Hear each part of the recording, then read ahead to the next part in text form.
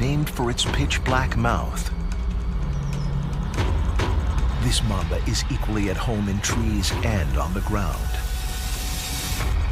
It grows up to 12 feet long and can be as thick as a man's arm.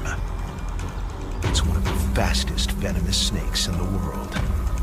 It can speed along at 12 miles per hour and strike in less than a second.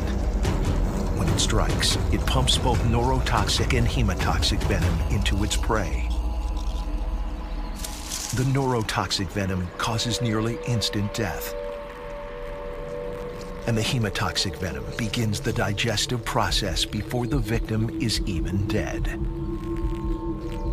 A person bitten has only minutes to get antivenom. Often, not an option.